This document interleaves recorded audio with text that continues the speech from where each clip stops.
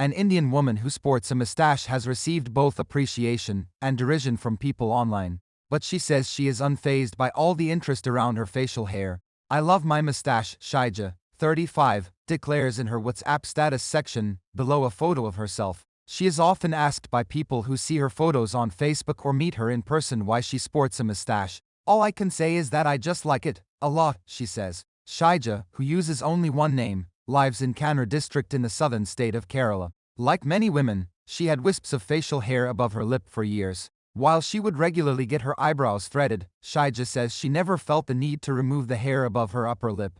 Around 5 years ago, it began to thicken into a visible mustache and a delighted Shaija decided to keep it. "I can't imagine living without it now. When the COVID pandemic started, I disliked wearing a mask all the time because it covered my face," she says. Many people who saw her urged her to get rid of her mustache, but Shaija refused. "I've never felt that I'm not beautiful because I have this or that it's something I shouldn't have." Women are often told that facial hair is undesirable and that they should pay to have it removed or tweaked into shape regularly. Hair removal products are a multi-billion-dollar industry with creams, wax strips, razors and epilators aimed at women who can afford to pay for them. But in recent years, many women have been choosing to go against the norm by accepting and even taking pride in their facial hair. In 2016, body positivity campaigner Harnam Kaur became the youngest woman in the world to have a full beard, according to the Guinness World Records. In interviews, she has often spoken about how accepting her facial hair has been an important part of learning to love herself in the face of bullying.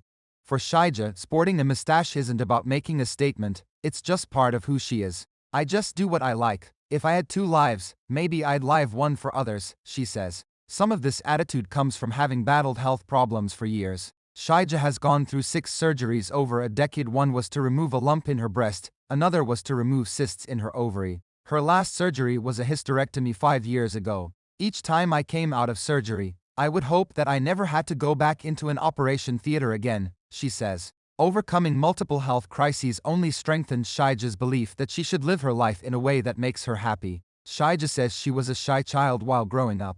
Women in her village would barely be seen outside the house after 6 p.m. in the evening. Though Kerala is one of India's most progressive states, with high development indicators, patriarchal attitudes persist in most areas, and women are often discouraged from traveling or living alone. When she got married and moved to the neighboring state of Tamil Nadu, Shaija says she enjoyed discovering a new kind of freedom. "My husband would go to work and return late, so I would sit outside the house in the evening. Sometimes I'd walk to the store alone at night if I needed something. No one cared. As I learned to do things on my own, it built my confidence," she says, adding that she is trying to pass on this attitude to her teenage daughter.